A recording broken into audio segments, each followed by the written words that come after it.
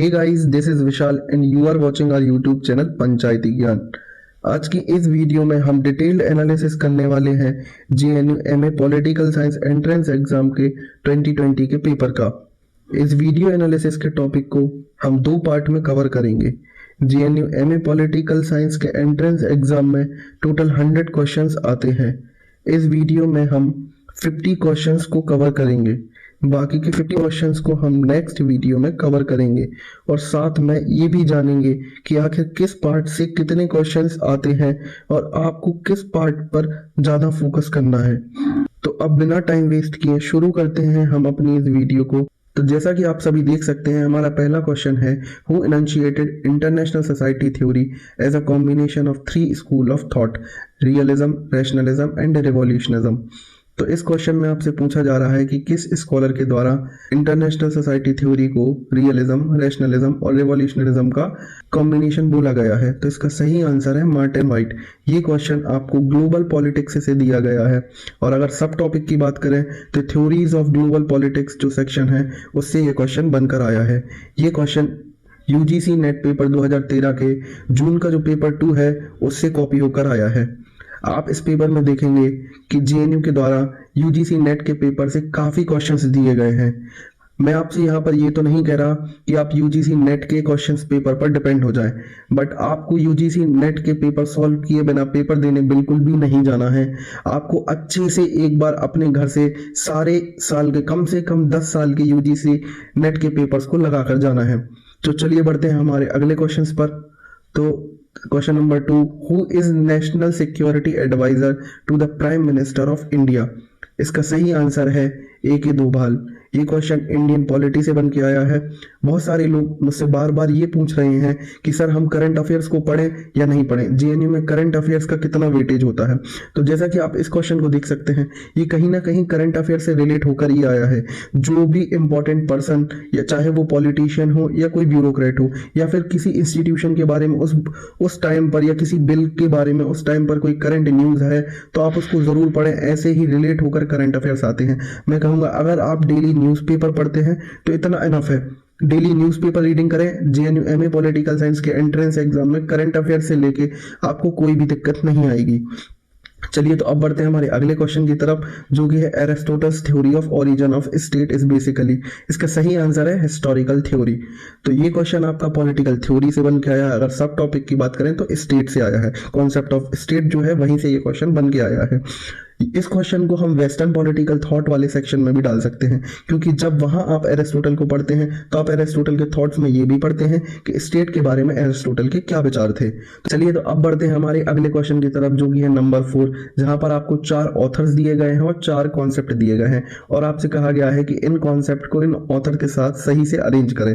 इन questions को solve करना काफी आसान हो जाता है यदि आपको ऑप्शंस इजी मिल जाते हैं।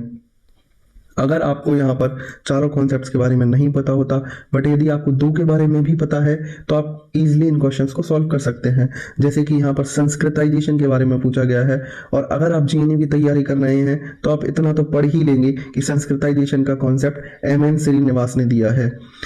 जैसे कि यहाँ पर कांग्रेस सिस्टम के बारे में पूछा गया है, ये कॉन्सेप्ट रजनी कोठारी के द्वारा दिया गया है। One party dominant system Morris Jones के द्वारा दिया गया है। क्राइसिस ऑफ गवर्नेबिलिटी का कॉन्सेप्ट अतुल कोहली के द्वारा दिया गया है। तो इसका सही आंसर हो जाता है ऑप्शन डी। और ये क्वेश्चन आपको state and politics in India से बनकर आया है।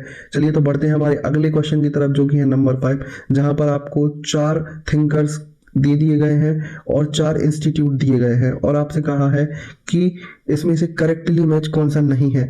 तो यहाँ पर सही आंसर है ऑप्शन डी, क्योंकि अभिनव भारत की स्थापना डी सावरकर के द्वारा की गई थी।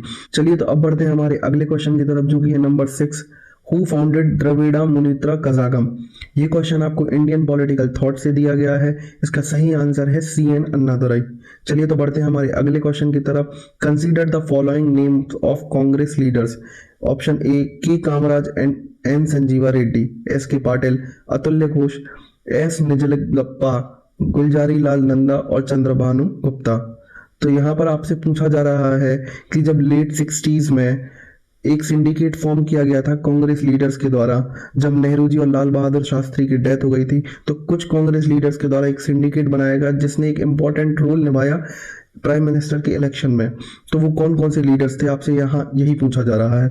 तो गुलजारी लाल नंदा और चंद्रभानु गुप्ता को छोड़कर बाकी की ये तीनों ऑप्शंस यहाँ पर सही हैं और सही आंसर है बी, ABC ओनली। और ये क्वेश्चन आपसे state and politics in India से बनकर आया था। चलिए तो देखते हैं हमारे अगले क्वेश्चन को, जो कि है क्वेश्चन नंबर 8।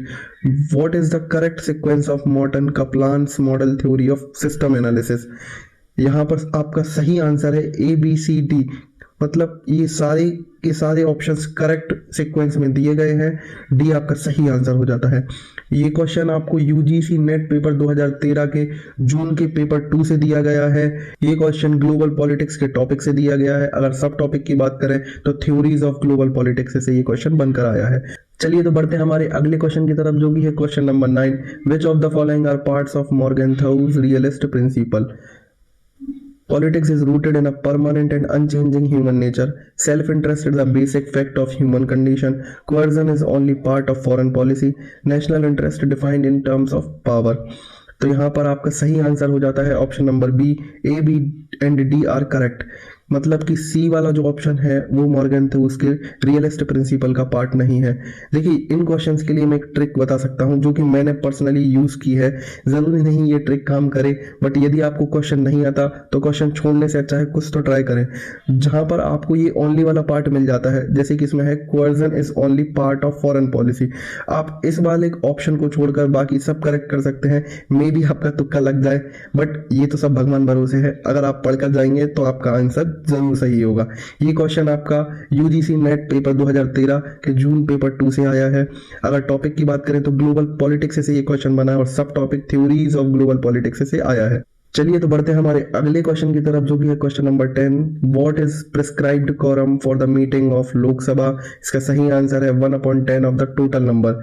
ये क्वेश्चन आपका इंडियन पॉलिटी से आया है। टॉपिक की बात करें तो पार्लियामेंट से। चलिए तो बढ़ते हैं हमारे अगले क्वेश्चन की तरफ, जो कि question number 11।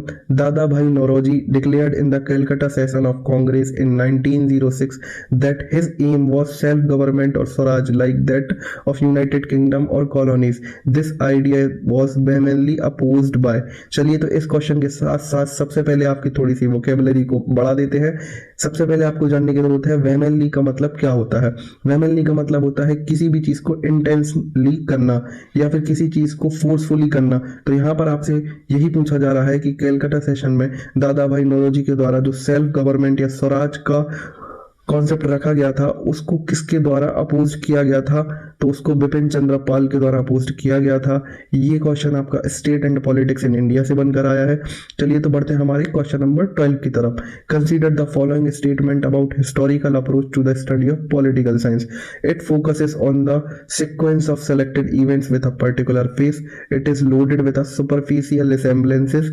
It believes in a maintaining equitable system. It is speculative, ethical and metaphysical of these.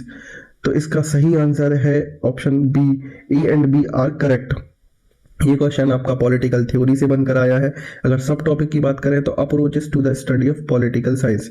चलिए तो बढ़ते हैं हमारे क्वेश्चन नंबर 13 की तरफ। When was the inter state council was set up in India. ये क्वेश्चन भी आपका UGC नेट पेपर 2012 के दिसंबर पेपर 2 से आया है। टॉपिक की बात करें तो ये इंडियन पॉलिटी से बनकर आया है और सब टॉपिक इंटर स्टेट काउंसिल से आया है।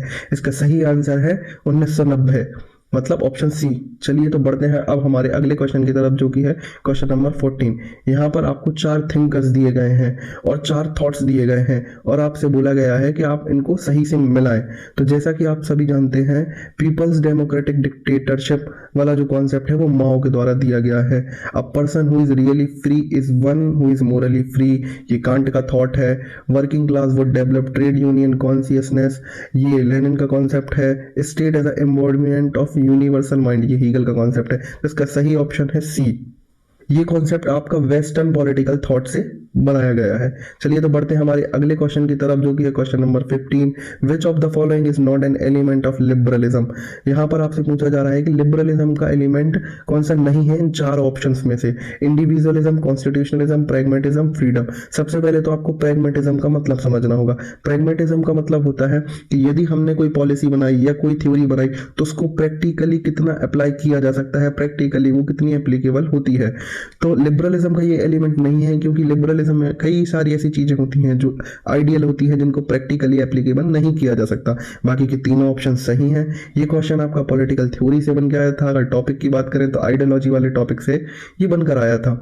चलिए तो बढ़ते हैं हमारे अगले क्वेश्चन की तरफ, जो कि है क्वेश्चन नंबर 16। यहाँ पर आपको 4 ऑथर्स दिए गए हैं और 4 बुक्स दी गई हैं और आपसे पूछा गया है कि किसने कौन सी बुक दी है। तो प्लेटो टुडे जो बुक है वो RHS क्रॉसमैन के द्वारा लिखी गई है। Philosophy of rights one of the famous book है हीगल की। अ प्रीफेस टू डेमोक्रेटिक थ्योरी ये भी बहुत फेमस बुक है रॉबर्ट डाल की।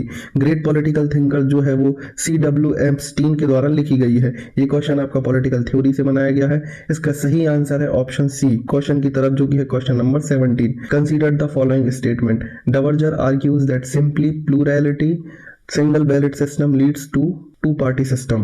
Divergers and Sartori argues that the single ballot system proportionate representation leads to multi-party system. Robert Michels has articulated iron law of oligarchy. बिल्कुल सही, Robert Michels के द्वारा ही आयरन लॉ ऑफ ओलिगार्की दिया गया है। The two main parties in UK and USA are mass parties. तो इसका सही आंसर है option 4। ABCD 4 option correct options हैं। तो और ये क्वेश्चन आपका कंपैरेटिव पॉलिटिक्स से बनाया गया है। सब टॉपिक की बात करें तो पार्टी सिस्टम से। चलिए तो अब बढ़ते हैं हमारे अगले क्वेश्चन की तरफ, जो कि है question number 18। Who among the following is feminist critic. इसका सही आंसर है ऑप्शन सी पैटमैन। ये क्वेश्चन आपको पॉलिटिकल थ्योरी से दिया गया है। सब टॉपिक की बात करें तो आइडियोलॉजी वाले टॉपिक से ये क्वेश्चन आया है। चलिए तो बढ़ते हैं अब हमारे क्वेश्चन नंबर 19 पर। यहाँ पर आपको 4 स्टेटमेंट दिए हैं और 4 थिंकर्स दिए हैं और आपसे पूछा गया है कि कौन सा स्टेटमेंट किस थिंकर के द्वारा दिया गया है। तो पावर क्रिएट्स प्राइड ये होप्स के द्वारा दिया गया स्टेटमेंट है। Power is a certain kind of relationship ये CG फ्रेडरिक के द्वारा दिया गया स्टेटमेंट है। पावर मींस सोल फोर्स ये महात्मा गांधी के द्वारा दिया गया स्टेटमेंट है। पावर इज ओमनी प्रेजेंट ये मिशेल फूको का स्टेटमेंट है। तो इसका सही आंसर हो जाता है ऑप्शन बी। और ये क्वेश्चन आपको पॉलिटिकल थ्योरी से दिया गया है और यहाँ पर जितनी भी स्टेटमेंट है ये सभी पावर के कॉन्सेप्ट से दिए गए स्टेटमेंट हैं, इसलिए हम इसको एज अ सब टॉपिक पावर में डाल सकते हैं। चलिए तो अब बढ़ते हैं हमारे क्वेश्चन नंबर 20 पर, जहां पर कि आपको 4 ऑथर्स दिए गए हैं और 4 बुक्स दी गई हैं और आपसे बोला गया है कि कौन सा गलत पेयर है यहाँ पर। तो यहाँ का सही आंसर है ऑप्शन बी, क्योंकि जो डेमोक्रेसी एंड डिसकंटेंट बुक है वो अतुल कोहली के द्वारा लिखी गई है। ये क्वेश्चन आपका state and politics in India से बनकर आया है। चलिए तो गाइस अब बढ़ते हैं हमारे अगले क्वेश्चन की तरफ, जो कि है क्वेश्चन नंबर 21। यहाँ पर आपको डिपेंडेंसी थ्योरी से जुड़े हुए 4 ऑथर्स दिए गए हैं और डिपेंडेंसी थ्योरी से जुड़े हुए ही 4 बुक्स दिए गए हैं। यहाँ पर आपको बताना है कि किस ऑथर के द्वारा कौन सी बुक्स दी गई है। तो डिपेंडेंसी एंड डेवलपमेंट जो बुक है वो हेनरिक कार्डोसो के द्वारा दी गई है। Accumulation on a world scale ये बुक लिखी गई है समीर एमिन के द्वारा। Capitalism and under development in Latin America ये बुक लिखी गई है AG फ्रैंक के द्वारा। मोनोपोली कैपिटल ये बुक लिखी गई है पॉल सूजी के द्वारा, जिसके हिसाब से आपका सही आंसर हो जाता है ऑप्शन डी। ये क्वेश्चन आपसे UGC नेट पेपर 2013 जून के पेपर 2 से दिया गया है। अगर टॉपिक की बात करें तो ग्लोबल पॉलिटिक्स से ये क्वेश्चन बनाया गया है। अगर सब टॉपिक की बात करें तो डिपेंडेंसी थ्योरी के अंदर से ये टॉपिक आपको दिया गया है। इन क्वेश्चंस को सॉल्व करना काफी इजी हो जाता है अगर ऑप्शंस आपको आपके मन के दिए जाए, जैसा कि मेरे साथ हुआ था इस एग्जाम में कि जब मैंने ये क्वेश्चन देखा तो मुझे पता चला कि मुझे केवल इसमें से एक बुक ही पता है जो कि AG फ्रैंक के द्वारा दी गई थी, capitalism and under development in Latin America. तो इसके हिसाब से बी का आंसर होना चाहिए 3 और बी का आंसर 3 केवल एक ही ऑप्शन में था, जिसकी वजह से मेरा ये क्वेश्चन सही हो गया। चलिए तो अब बढ़ते हैं हमारे अगले क्वेश्चन की तरफ, जो कि है question number 22। Consider the following statement regarding parliamentary privilege. Member of parliament can not be arrested in criminal और civilian cases while parliament is in session. No member of parliament shall be liable to any proceeding in any court in respect of anything said or any vote given by him in the parliament, subject to the constitutional provisions and parliamentary rules procedures. There is a freedom of speech in parliament. Parliament has no power to punish any person for violating its privileges. यहाँ पर आपको D option छोड़कर आपके 3 option सही हैं, क्योंकि parliament के पास इतना पावर होता है कि यदि कोई भी पर्सन उनके प्रिविलेजेस का गलत फायदा उठा रहा है या उसको वायलेट कर रहा है, उनके कोड ऑफ कंडक्ट को वायलेट कर रहा है, तो पार्लियामेंट उसे पनिश कर सकती है। और आपसे यहाँ पूछा जा रहा है कि कौन सा ऑप्शन करेक्ट है, तो आपका सही आंसर हो जाएगा option A, ABC only is correct. ये क्वेश्चन आपको इंडियन पॉलिटी से दिया गया है। सब टॉपिक की बात करें तो पार्लियामेंट से। चलिए तो अब बढ़ते हैं हमारे अगले क्वेश्चन की तरफ, जो कि है क्वेश्चन 23। यहाँ आपसे पूछा गया है consider the name of following world leader. यहाँ आपको 4 लीडर्स के नाम दिए गए हैं और आपसे पूछा है who among the above mentioned leaders did play any role in the foundation of non aligned movement. मतलब नॉन अलाइन्ड मूवमेंट में कौन से लीडर्स ने इंपॉर्टेंट रोल प्ले किया था। जब ये क्वेश्चन मैंने पेपर में देखा था तो मुझे काफ़ी कंफ्यूजन हुआ था, क्योंकि टीटो, नासिर, सुकर्नो और नुक्रुमा, इनका नाम मैंने सुना था कि नॉन अलाइन्ड मूवमेंट के अंदर इन्होंने बहुत इंपॉर्टेंट रोल प्ले किया था, पर जूलियस नायरर, इनका नाम मैं पहली बार सुन रहा था। इवन मुझे आज तक भी ये कंफर्म नहीं हुआ कि ये ऑप्शन सही कैसे है, क्योंकि एनटीए के द्वारा उनकी फाइनल आंसर की में डी को ही आंसर दिया गया है सही, ABCD। मतलब इनके हिसाब से इन चारों लोगों ने इंपॉर्टेंट रोल प्ले किया था नॉन अलाइन्ड मूवमेंट में। मुझे इस सेकंड ऑप्शन आज तक सही नहीं लगता। यदि आपके पास इसके बारे में कोई भी नॉलेज है कि ये सेकंड वाला ऑप्शन किस तरीके से सही है, तो प्लीज़ कमेंट बॉक्स में इसका आंसर लिखें। ये क्वेश्चन आपका ग्लोबल पॉलिटिक्स वाले टॉपिक से आया है। सब टॉपिक की बात करें तो नॉन अलाइन्ड मूवमेंट। चलिए तो बढ़ते हैं हमारे अगले क्वेश्चन की तरफ, जो कि है question number 24। Who said power in international politics is like the weather, everyone talks about it but few understand it. इसका सही आंसर है जोसेफ नाई। ये क्वेश्चन आपको ग्लोबल पॉलिटिक्स से दिया गया था। अगर सब टॉपिक की बात करें तो कंसेप्ट ऑफ पावर से दिया गया था। यूजीसी नेट पेपर 2013 दिसंबर के पेपर 3 से ये क्वेश्चन बनकर आपको मिला था। चलिए अब बढ़ते हैं क्वेश्चन नंबर 25 पर। Consider the following development in contemporary India: emergence of the state party and regional parties, growing politicization and mobilization on the basis of region, religion and caste, growing role of corporate money in the elections, growing class and spatial divides across India, federalization, decentralization of Indian polity. Which of the following development mentioned can be viewed as a concern for well-being of parliamentary democracy in India? तो यहाँ पर आपसे पूछा जा रहा है कि इन सारे ऑप्शंस में से कौन सी ऐसी चीज़ें हैं जो प्रॉब्लम्स हैं एक अच्छी पार्लियामेंट्री सिस्टम के लिए। तो इसमें आपका BCD मतलब ऑप्शन बी करेक्ट आंसर है। और ये क्वेश्चन आपको बना के दिया गया है state and politics in India वाले टॉपिक से। चलिए तो अब बढ़ते हैं हमारे अगले क्वेश्चन की तरफ, जो कि है question number 26। When was the first amendment in the constitution of India made.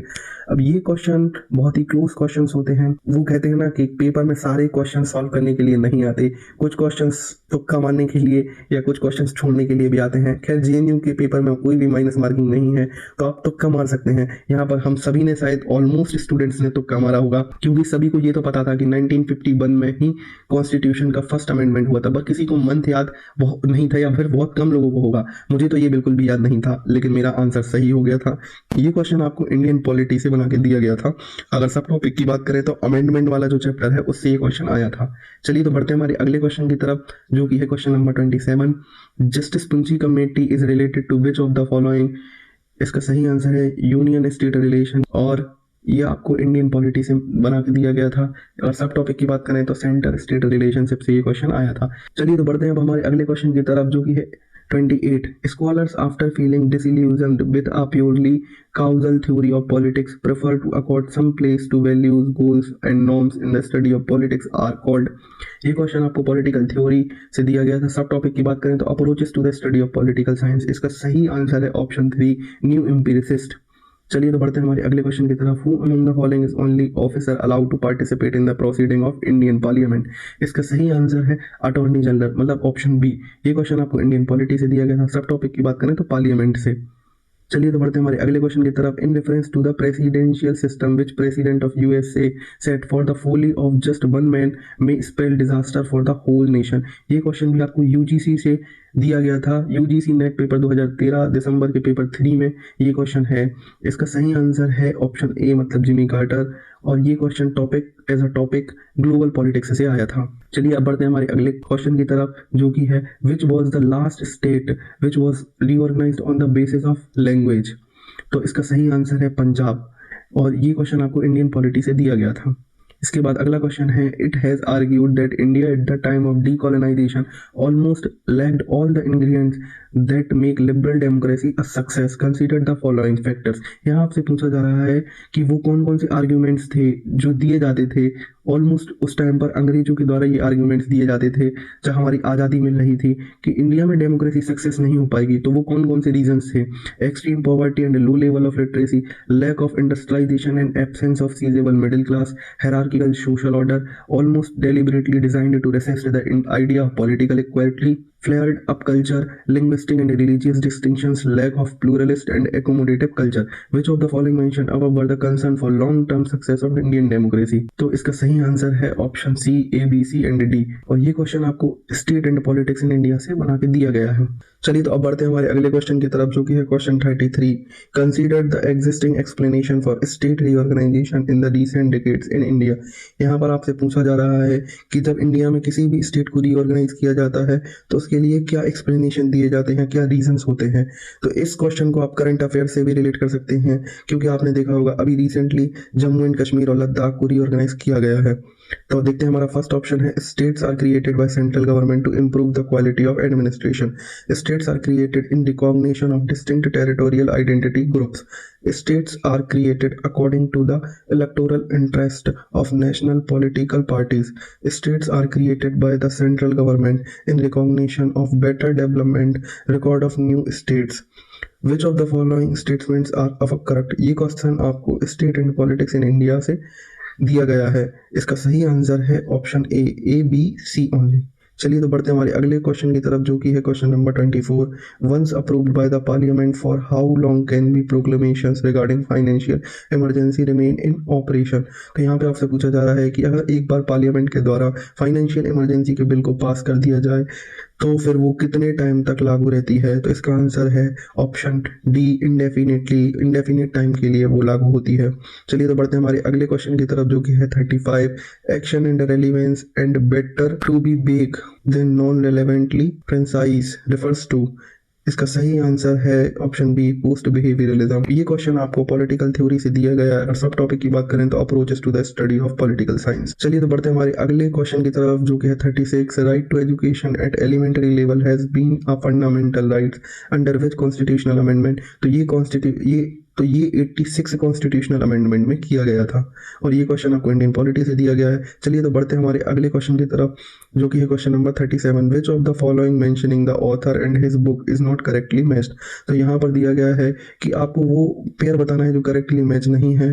तो यहाँ पर जो सही आंसर होगा आपका वो होगा डी, क्योंकि जो मुद्रा राक्षस है वो बाणा भट्टा के द्वारा नहीं, विशाखा दत्ता के द्वारा लिखी गई है और ये क्वेश्चन आपको इंडियन पॉलिटिकल थॉट से दिया गया है। चलिए तो बढ़ते हैं हमारे अगले क्वेश्चन की तरफ, जो कि है consider the following statement related to Indian constitution. The two article explicating writ jurisdiction of the supreme court and the high court for the enforcement of fundamental rights are article 32 और 226। Rights are in nature of habeas corpus mandamus prohibition quo warranto and certiorari. Article 226 is its broader in its scope as empowers high courts to issue direction or writs not simply for the protection of fundamental rights but also for any other purpose। और last option है writ for the protection for fundamental rights cannot be issued to non-state bodies even if they are performing a public duty। तो ये यहाँ पर गलत option दिया गया है, क्योंकि यदि कोई ऐसी बॉडी जो नॉन स्टेट बॉडी है बट यदि वो ऐसे फंक्शंस को परफॉर्म कर रही है जो एक पब्लिक इंस्टीट्यूट को करना चाहिए, तो कोर्ट उसके खिलाफ रिट इशू कर सकती है यदि वो फंडामेंटल राइट्स को इन्फ्रिंज करती है। तो इसका सही ऑप्शन होगा ऑप्शन बी, इसका करेक्ट आंसर होगा ए, बी, सी ओनली। और ये क्वेश्चन आपको इंडियन पॉलिटी से बना के दिया गया है। चलिए तो देखते हैं हमारा अगला क्वेश्चन।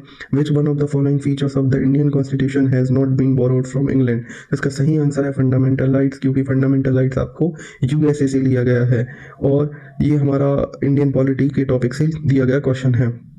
देखते हैं हमारा अगला क्वेश्चन, जो कि है क्वेश्चन नंबर 40।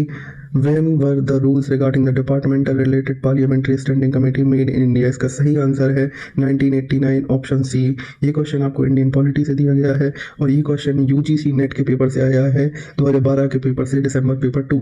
चलिए तो बढ़ते हैं हमारे अगले क्वेश्चन की तरफ, जो कि है the right to information act in India emerge from a long grass root movement in the state of. तो इसका सही आंसर है राजस्थान। ये क्वेश्चन आपको state and politics in India से पूछा गया है। चलिए तो अब बढ़ते हैं हमारे अगले क्वेश्चन की तरफ, जो कि है क्वेश्चन नंबर 42। यहाँ पर आपको एक असर्शन दिया गया है, दूसरा रीजन दिया गया है। चलिए तो पढ़ते हैं पहले असर्शन को। The post cold war period is a multipolar movement in the unipolar world. Reason में दिया गया है America remains the world preeminent actor but it is also stress militarily in depth financially divided domestically and unpopular internationally. In the light of above statement choose the correct answer from the option given below. इसका सही answer है option D, A is false but R is true. ये question आपको international politics वाले section से दिया गया है। ये क्वेश्चन कॉपी होके आया है यूजीसी नेट पेपर 2013 के पेपर से। चलिए तो बढ़ते हैं हमारे अगले क्वेश्चन की तरफ, जो कि है question number 43। Who believed that democratic revolution and nationalist revolution were linked with each other and dependent on each other. ये स्टेटमेंट दिया गया है माओ जेडोंग के द्वारा। ये क्वेश्चन आपको वेस्टर्न पॉलिटिकल थॉट से बनकर आया है। चलिए तो बढ़ते हैं हमारे अगले क्वेश्चन की तरफ, जो कि है question number 44। Power is never the property of an individual, it belongs to the group and remain in the existence only so long as the group keeps together. This view about power has been expressed by, इसका सही answer होगा हैना errant. हैना errant के द्वारा ये बताया गया है कि पावर जो है वो इंडिविजुअली कभी भी एक्सरसाइज नहीं की जा सकती है, पावर हमेशा ग्रुप के पास होती है। इंडिविजुअली जो एक्सरसाइज किया जाता है वो वायलेंस होता है। और ये क्वेश्चन बनकर आया है वेस्टर्न पॉलिटिकल थॉट्स के द्वारा। चलिए तो चलते हैं हमारे अगले क्वेश्चन की तरफ, जो कि है 45। Which of the following cases related to the appointments of judges in the Supreme Court and High Court? इसका सही आंसर है 4th जज केस 2014। और ये क्वेश्चन आपको इंडियन पॉलिटी से बन के आया है।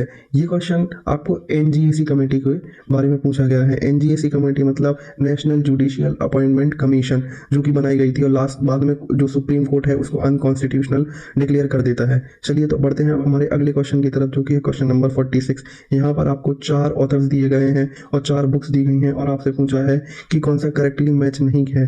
तो यहाँ पर आपका जो डी ऑप्शन है वो करेक्टली मैच नहीं है। R.M. मैकाइवर के द्वारा मॉडर्न कॉन्स्टिट्यूशन जो बुक है वो नहीं लिखी गई है। ये क्वेश्चन आपसे वेस्टर्न पॉलिटिकल थॉट्स से पूछा गया है।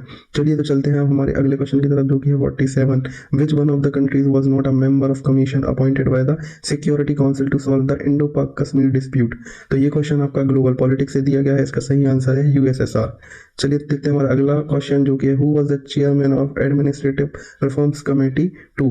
तो इसका सही आंसर है वीरप्पा मोइली। और ये क्वेश्चन आप इंडियन पॉलिटी के सेक्शन में भी डाल सकते हैं या फिर इसको पब्लिक एडमिनिस्ट्रेशन के सेक्शन में भी डाल सकते हैं। पॉलिटिकल साइंस के सिलेबस को पढ़ते वक्त आपको ये एक चीज़ समझ में आएगी कि आप किसी भी क्वेश्चन को केवल एक सेक्शन में नहीं डाल सकते, क्योंकि पॉलिटिकल साइंस का जो सिलेबस है वो काफ़ी जगह ओवरलैप करता है। जहाँ आप पॉलिटिकल थॉट्स में, वेस्टर्न पॉलिटिकल थॉट्स में प्लेटो, एरिस्टोटल, इन सबको अच्छे से पढ़ते हैं, इन्हीं सबको आखिर आप पॉलिटिकल थ्योरी में भी पढ़ते हैं। इसी तरीके से इंडियन पॉलिटी और पब्लिक एडमिनिस्ट्रेशन भी ओवरलैप करता है। चलिए तो अब बढ़ते हैं हमारे अगले क्वेश्चन की तरफ, जो कि है question number 49। Consider the following feature of Congress system as articulated by Rajni Kothari to explain the party system in India during the first 4 general election. A. Congress party represented as an ideological consensus.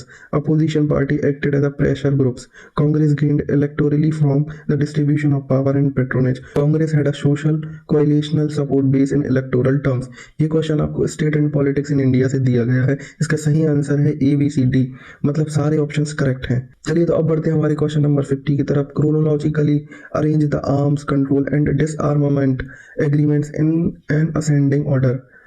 तो यहाँ पर ये question मतलब समझ लीजिए लड्डू था सभी के हाथ में। ये क्वेश्चन मतलब आपके सामने ही आपको सारे एग्रीमेंट्स की ईयर लिखी दे दी गई है और आपसे कहा है केवल उसको असेंडिंग ऑर्डर में लगा दें। तो ये क्वेश्चन आपका ग्लोबल पॉलिटिक्स सेक्शन में आता है और इसका सही आंसर है ऑप्शन सी, CBDA। आप इसको सही ऑर्डर में लगा सकते हैं एज अ ईयर, और वो भी असेंडिंग ऑर्डर में। आपको अगर ऐसे क्वेश्चंस कभी भी पेपर में देखने को मिले तो आप उसका ध्यान रखें कि आपसे असेंडिंग ऑर्डर या डिसेंडिंग ऑर्डर कहा जा रहा है। असेंडिंग ऑर्डर मतलब बढ़ते हुए क्रम में आपको इसको लगाना है। तो सबसे पहले आपका सबसे छोटा ईयर आएगा जो कि है 1992, उसके बाद उससे बड़ा ईयर आएगा जो कि है 1993, उससे बड़ा फिर 1997 और लास्ट में सबसे बड़ा 2002। तो इस वीडियो में हम 50 क्वेश्चन करने वाले थे जो कि हमारे पूरे हो चुके हैं। आज इस वीडियो को हम यहीं ख़त्म करते हैं। आगे के 50 क्वेश्चंस हम अगले वीडियो में कंप्लीट करेंगे। हमारी वीडियो को देखने के लिए धन्यवाद। वीडियो अच्छा लगे तो वीडियो को लाइक करें और चैनल को सब्सक्राइब करें।